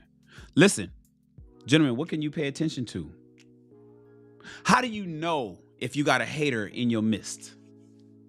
Ladies, how do you know if you are a hater and you don't? How do you know if you are a hater or not? Gentlemen, how do you know if you have a hater in your bed tonight? I don't know. Some of you guys might be watching this show with your woman right next to you, and I got me on speakerphone, and both of y'all can hear. So here's some things, gentlemen. Ask yourself this question, and I hope your woman can hear me as I ask you this, because then she's gonna have to answer to you. Does your woman downplay your wins as even the slightest thing is no big deal? I don't believe in the term it's no big deal. I think everything is a big deal. Any progress, anything, any progressive movement, anything moving forward, any amount of extra money made, any success at work, any task checked off on the to-do list, anything that you've been meaning to do and you finally knocked out, you've been meaning to do it for a year It's been on there since last damn summer. And you finally knocked it out. Is anything that you do downplayed? Any win downplayed? And it's no big deal. It's about time. Did she say it's about time? Was her knee-jerk reaction, her first thing that came out her mouth, well, damn, it's about time? Or, okay, that's cool. It should have happened a long time ago. Is anything downplayed? I made a post the other day. I said, if you don't have anything good to say, then shut the fuck up, right? I truly believe that.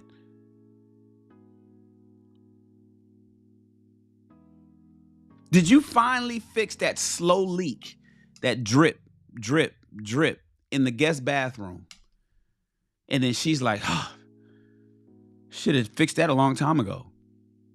Was that what she said?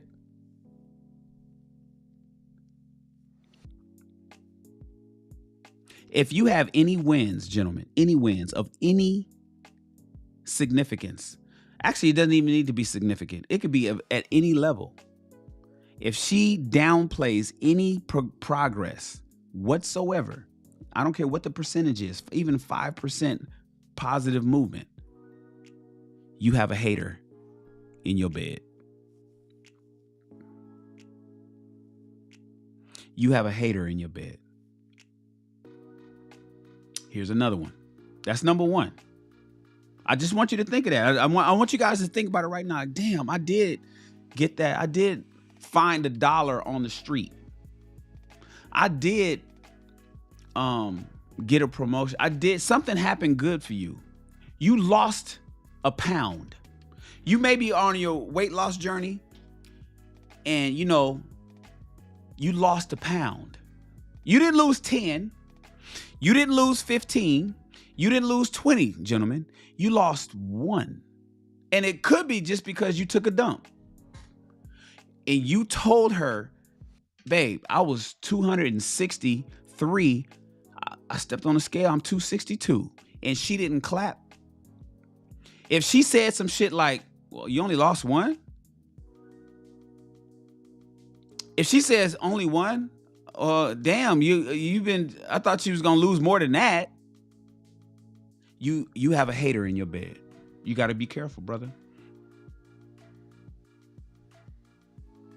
If that woman ain't clapping for you for losing 1, even though your goal was 10, she should clap. Now, I'm all about accountability. I'm not going to clap for you. You see, as Sergeant Shan, I'm going to say, what the fuck you mean you only lost 1? What have you been doing wrong? I'm going to be hard on you.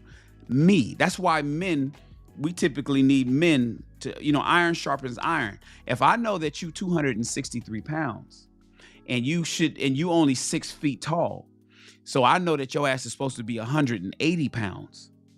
So your ass is 80 pounds too heavy with your fat ass. You lose 1 pound, I'm gonna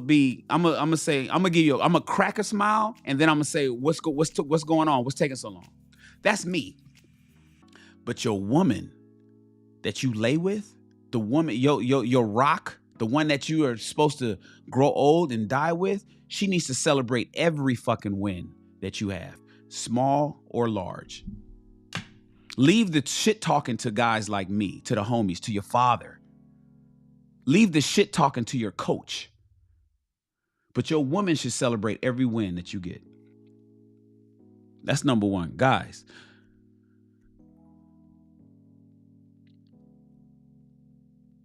does your woman guilt you? Remember, we talked about sign language, right? Shame, insults, guilt, and the need to be right. The G. Does she guilt you for the time you spend on succeeding? Hear me out. Does your woman guilt you on the time that you spend doing what you need to do to succeed? And she may hit you with some shit like, you care more about work than me. You see, men are designed to work. Have you guys ever saw the movie Shawshank Redemption? Morgan Freeman. I forget the other character, the main character. It's an old school movie, long time ago, called Shawshank Redemption. I think it's an Academy Award winning movie. And it starred Morgan Freeman, but he wasn't the main star. Morgan Freeman was a co-star. There was a main star. That's a white guy. I forget his name. Somebody put it in the chat if you guys can tell me who the main star of Shawshank Redemption is. But in that movie, there was a conversation that the main character, the white guy, was having with Morgan Freeman on the yard in prison. And he said to him, all men just want something to do. It was a cold line, man, and I haven't seen it in years. But that line in that scene, he said, all men just want something to do. And I saw that when I was young, and it made me think. You know, it's a lot of things that I remember, you know, like the poem, The Raven. You know, it's a lot of things that just makes me remember. Tim Robbins. Shout out to my man, the International Quiet Storm, with the info. Tim Robbins.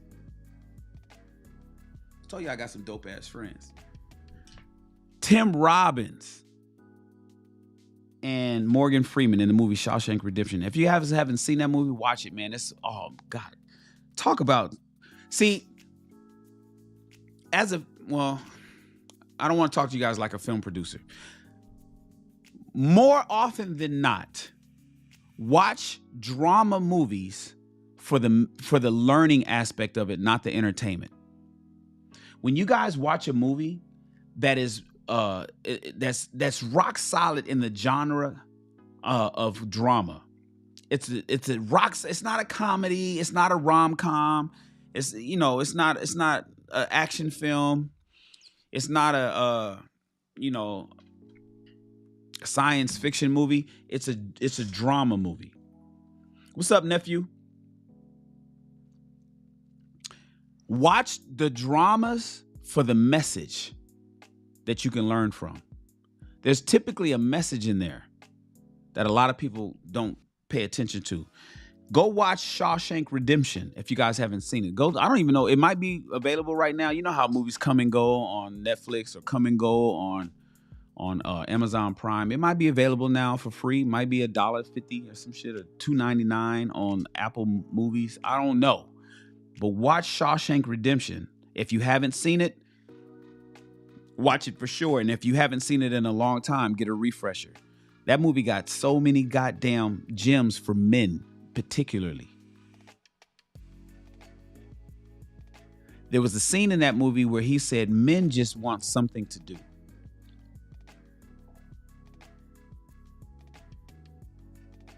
Men just want something to do. Members Run LA says Matrix, not for the kung fu, but for the, you get it, you dig? The Matrix. I'll argue that the second installment of The Matrix is one of, if not the best movie ever made. This is coming from a filmmaker, by the way, you guys. I'm a producer. I was part of the guild. I was in the Academy, the Motion Picture Academy of America. You can go to IMDb. You can type my name, Shannon Rawls. You'll see my filmography. I study film. I make film. The second installment of The Matrix is arguably the best movie ever made. Not because Neo is fucking can do kung fu and he's chasing Agent Smith and all. Not because of that, but because of the message in that version of the movie. Members Run LA, who happens to be my nephew, says Matrix, watch it not for the kung fu, but for the message. In Shawshank Redemption, he says, men just want something to do. What they mean by that, or what I deduce from this is, ladies, men, we are designed to work. We are created to work. If you ever owned a pet or a dog, some breeds are designed to do certain things. It's embedded. It's baked in the cake. Collies, or maybe you have a German Shepherd, or maybe you have a Doberman Pinscher, or maybe you have a Golden Retriever. Maybe you have a Rottweiler. Maybe you have a Pit Bull. Different breed of dogs it's baked in them to do certain things. Let me tell you something. Male human beings are designed to work, solve problems. We want to do it. It's built into us. Even the ones that are now conditioned to not do that, they're fighting against their own nature. Like a lot of the lazy guys today, the lazy kids, the shiftless ones, they're fighting against their nature because they've been normalized to ignore it. But it's built in us. Now, if you got a woman, so back to what we're talking about. If you got a woman that guilts you for your taking the time to succeed, you work too much, and she's trying to make you feel bad. I know that you bringing in extra money. I know that you can now afford the extra vacation I want. I know that you can get me the next level Mercedes Benz. I don't have to get the little baby Benz anymore. I don't have to get the C class. I can now get an E class. I don't have to get an E class. I can now get an S class. I know that you're providing for me and the children, but you're taking time away. We want you here. And maybe you're still spending a significant amount of time with the family, but she wants you even more. And but you may not be able to provide that, or you may not be able to do that. Ladies, let me explain something to you. The reason why I brought up the Shawshank Redemption thing is to let you guys know, let you ladies know, let us work. Let us work. Let us do what we do. Oh, don't bring your work home. I don't want you on the computer at home. You're supposed to drop your pen at the office. And when you get here, don't fire up your laptop. Oh, we're watching this movie. Why are you on your phone? Why are you checking email? Let that man work. Do you think he's doing that because he hates you? Don't you realize that if you weren't there, he'd be doing that? So let him do it. But if you got a woman, gentlemen, that guilts you for your time away from her for succeeding for her, you got a hater in your bed. You got a hater in your bed.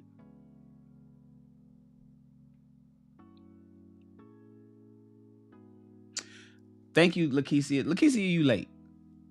The International Choir Storm already told me it was Tim Robbins. But thank you, love. I don't know how late. I may be having a huge delay over here at TikTok. I don't know. Gentlemen,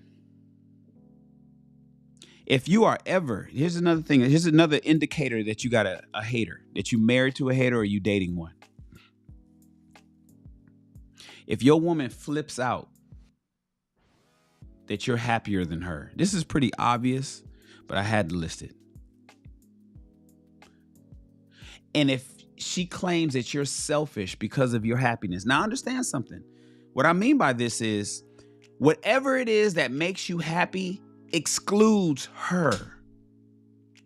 Does that make sense? Like whatever win that you got, she doesn't benefit from it at all. I mean, I get ultimately, but no, we ain't going that far. I'm not casting the net that wide. The happiness lands squarely on your shoulders. It is purely for you. It's purely for you. You picked up something that's going to do good for you.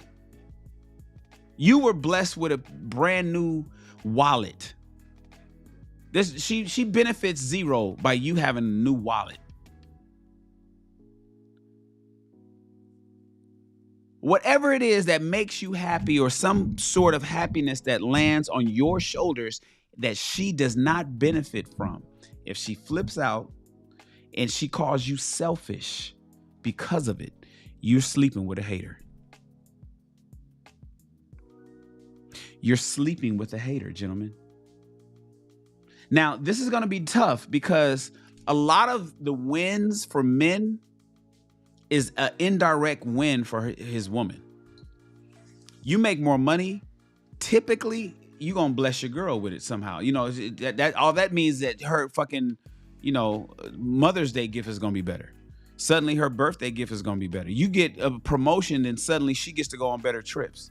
So oftentimes any wins that men have is going to be an indirect win for her. There's women out there that still don't want you to win because they're competing against you, especially as I told you guys in the workplace. Career success cuts deep.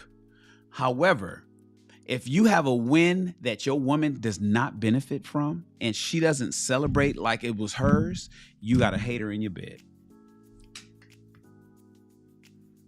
MR says that could bring on the silent treatment. Exactly. Gentlemen, I want you, everybody, just think about it right now. When something good happened for you, you picked up a new car. You got that Corvette that you've always wanted. She ain't gonna drive the vet. It doesn't do anything for her. You got an extra day off so you can go fishing. Not an extra day off to give to her. Not an extra day off to fucking fix things around the house. Not an extra day off so you can lay up in the bed and cuddle with her. But you got an extra day off that allows you to go fishing by yourself or with the boys. Is she like, babe, you need that time. Go. Do you need me to pack your lunch? What do you need from me? How can I help you make your fishing trip better? If you don't got that kind of woman, you got a hater in your bed. If she's upset that you somehow got an extra day, a paid vacation day, and it doesn't involve her, and so she flips out about that shit, then you got a hater. It is what it is.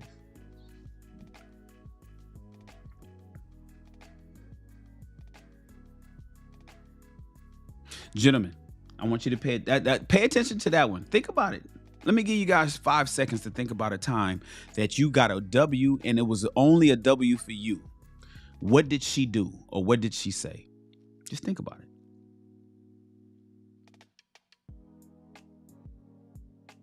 All right.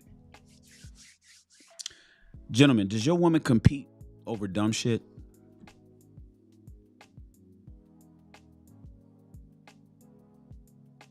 Does your woman compete over dumb shit?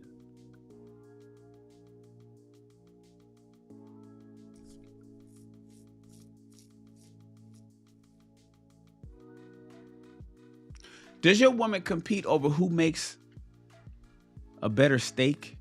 Who cooks better? Who cooks dinner better? Does your woman compete? Like if you know how to bake a cake, gentlemen, if you know how to wash clothes and your clothes come out fluffier, fresher, cleaner, for whatever reason, whatever mix of washing detergent with, maybe you use, what they call that stuff? It's that white powder. I got it in my fucking washing room. I can't think of the name of it. It's the powder. Maybe you use the right combination of washing detergent and fabric softener, and you set the machine on the right amount of time, and then you set the dryer properly, because you maybe do it scientifically. You like, yo, I need to do this because I got the jeans in here mixed with the hoodie, and I separated the underwear, and maybe you wash clothes better than your woman do. OxyClean. Thank you, Dub. My man Dub Will with the alley-oop. OxyClean. Maybe you use the right amount of OxyClean because you work out and your shit, you gotta make sure that your shit, you gotta make sure your shirts are clean, and you gotta be at the office right. and you've been single long enough, so you've been washing your clothes and you know how your body odor is. And so when you come from the gym on a sweaty workout, you got it in real good. You left 1,000 calories at the gym. You come home, you want to wash your stuff, and you end up washing clothes better than she do. Because you use the right combination and you separate the colors from the white. You do the shit better than her. So she's mad that you wash clothes better than her. She's mad that you cook better than her. She's mad that you know how to load the dishwasher better than her. She's mad that you know how to mix anything. She's mad you know how to drive better than her. I was in a relationship with somebody who got in 9 car accidents in 4 years. 9. I was in a relationship with somebody who got in 1, 2, 3, 4, 5, 6, 7, 8, 9 automobile accidents in 4 years. Tearing cars up, and I'm fixing them. She'll tear them up, and I gotta fix them. She tear them up, and I gotta fix them, or she total them.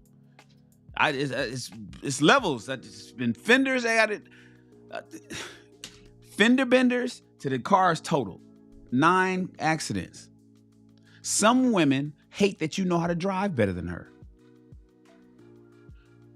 Does she compete over dumb stuff? If your woman competes over dumb stuff, gentlemen, you sleeping with a hater. You sleeping with a hater. Yeah, it just is what it is. Some of you gentlemen know how to design a house better. You can put colors together better. You know how to, you know what wall to knock down and what paint to use and what edge, and you can put things, you know how to put you may remodel a kitchen better. And when giving her the opportunity to do it, it just doesn't come out right. But when you jump in, everything comes out right. Does your woman compete with you over dumb stuff? Then you're sleeping with a hater. I'm going to give you one more. These are the things I want you gentlemen to ask yourself, man. Does my wife or does my girl, is she, every time I do something good, does she try to do the same shit just as good, or prove to me that she does it just, that she's competing with me? What is she competing with me? Is she trying to prove that she can go grocery shopping better and save more money than me?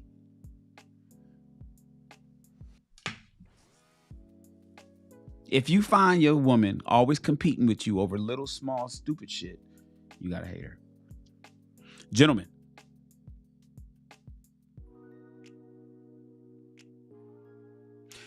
does your woman congratulate you unexpectedly?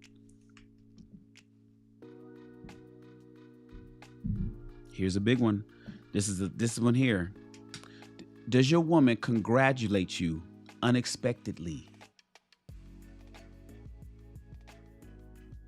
Is she ever proud of you? Is your woman ever proud of you? Does she congratulate you out of the blue? Not because you got a promotion, not because you made some extra money, not because you lost a few pounds, but out of the blue, just because, does she congratulate you for all the amazing shit that you do naturally, automatically, without thinking? Does her congratulations only come as a result of a win, or does she congratulate you for the amazing shit you do all the time anyway, win, lose, or draw? That's your hater alarm, brothers. That's your hater alarm. Is she ever proud of you, man? Ladies, are you ever proud of your man? I know this show is for the men, but I'm gonna ask the ladies. Are you ever proud of him? Does he have to do something for you to be proud of? Or is everything he does every day is worthy of praise?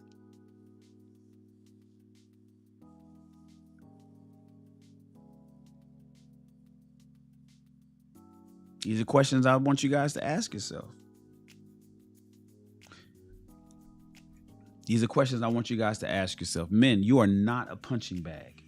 You are not her punching bag. You're not, man. You're not her rival. Lakeisha says, yes, always.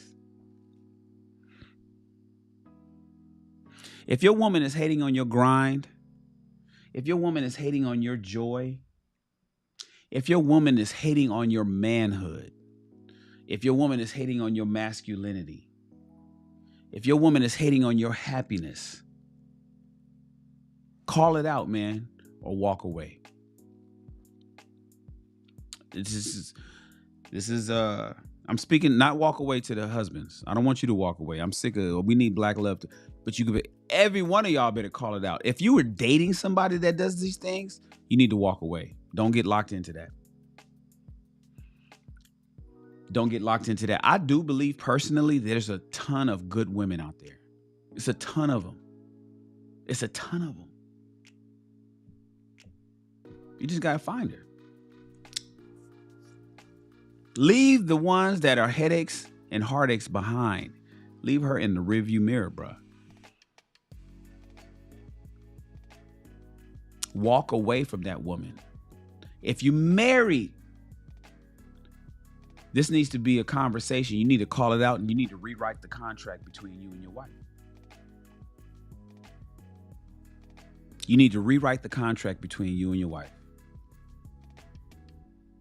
You need a woman, gentlemen, that's in your corner. Like a coach, like you are, like it's a boxing match. When's the last time you guys saw a boxing match? A good boxing match. Muhammad Ali, Mike Tyson type shit. When's the last time you guys seen a good boxing match? Well, you're the boxer, gentlemen.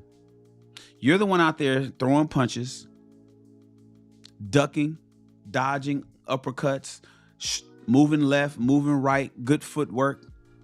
And every once in a while, ding, ding, ding, ding, ding, that bell rings. When you go to your corner, listen to me, gentlemen. When you go to your corner, you don't want your coach throwing punches at you too. You need a woman that's going to hydrate you, is going to wipe the sweat. She's going to fix the cuts. She's going to tell you what you can do to help, because she's observing things. Remember, your woman, us men, smart men, listen to counsel. And we got a good woman in our corner who's watching our six, is seeing things that we don't see. Is paying attention to shit that we don't pay attention to. A good woman does this. Your helpmate, she's watching. Hey, baby, I'm watching your blind side. I could see what's coming. I see what he's messing up on his footwork. And every time you throw a right, he pulls his left. So I need you to fake your right and hit him with a left jab. This is what a good woman will do. But some of y'all are in the corner where once you come from the ring after the bell, you get home, you get to the corner, and she punching on you too. She not giving you no cold water. You thirsty as a motherfucker. You exhausted. Ain't nothing ready for you there. She not out there fighting like you.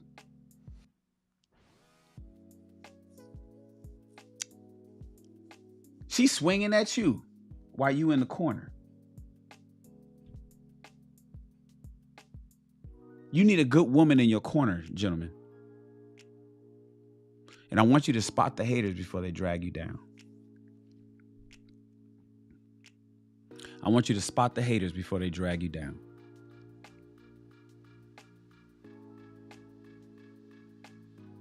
Ladies, since you here, are you a hater? Are you a hater? Ladies, are you a hater? Are you a hater? Ladies? And you don't even realize it.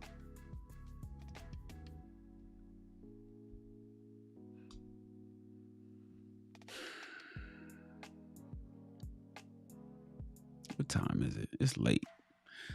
I'm not going to open the panel for discussion tonight, guys. Please like this video, subscribe to the channel, and join the army at the srarmy.com. It's 2 ways you can join the army. You can join the army if you're at YouTube by becoming a member at YouTube, but for certain, come to srarmy.com.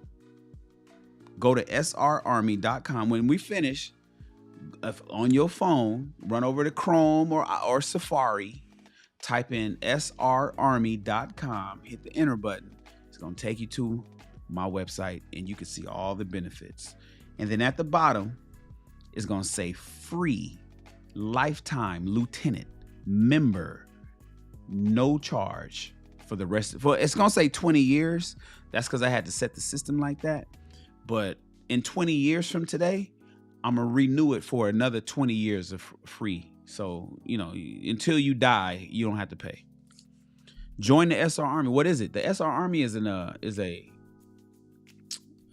alliance of masterminds where we talk. Iron sharpens iron. Lakeisha, get ready. We're getting ready to start up the daily. I'm about to kick in. Now that I'm back on YouTube and I'm doing all this stuff, Lakeisha and Zoe, because Lakeisha and Zoe is in the army. Both of these ladies, like I told you, are top shelf ladies. They're both in the army. We're gonna start having our discussions and having talks and whatnot. Lakeisha, we're getting ready to start the round table, the 8 a.m. 1 hour round table on Zoom Monday through Friday. So I hope you're around 8, 9. That's 11 o'clock your time. Nevertheless, join the SR Army, gentlemen. I'd love to talk to you guys there. I'd love to have you there. And for all non-members, you guys can always come to Facebook. We have discussions over there. All you got to do is go to shannonrawls.com/bootcamp. shannonrawls.com/bootcamp. I'm Mr. Shan, the man with the plan. I've been there, done that. Not much surprises me anymore. And you, my friends, are dismissed.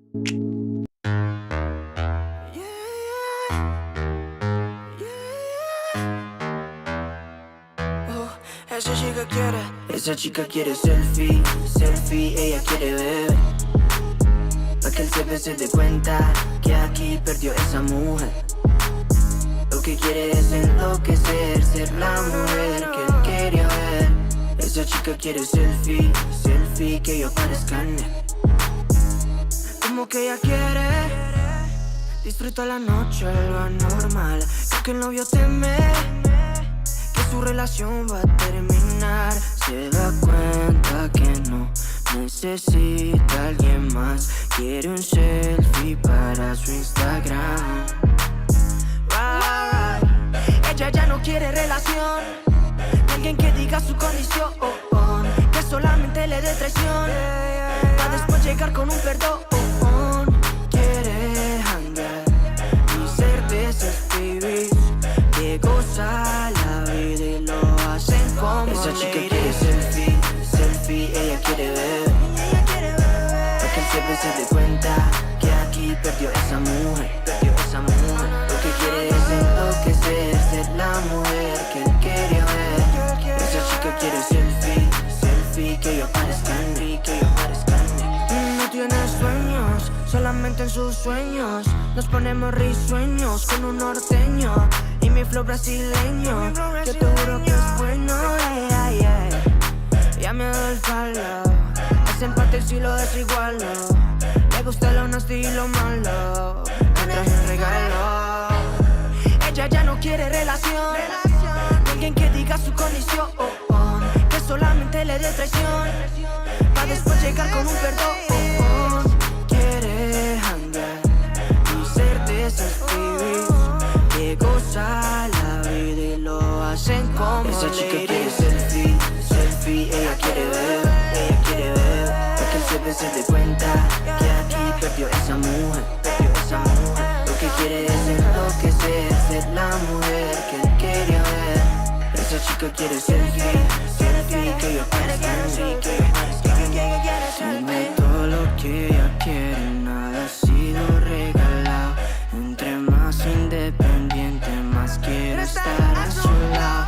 Es de esas nenas, mata, es que más. Ella está plena la noche entera. Esa chica quiere selfie, selfie, ella quiere ver, ella quiere ver. Para que el jefe se dé cuenta que aquí perdió esa mujer, perdió esa mujer. Lo que quiere es enloquecer, ser la mujer que él quería ver. Esa chica quiere selfie, selfie, que ella parezca selfie, que ella parezca.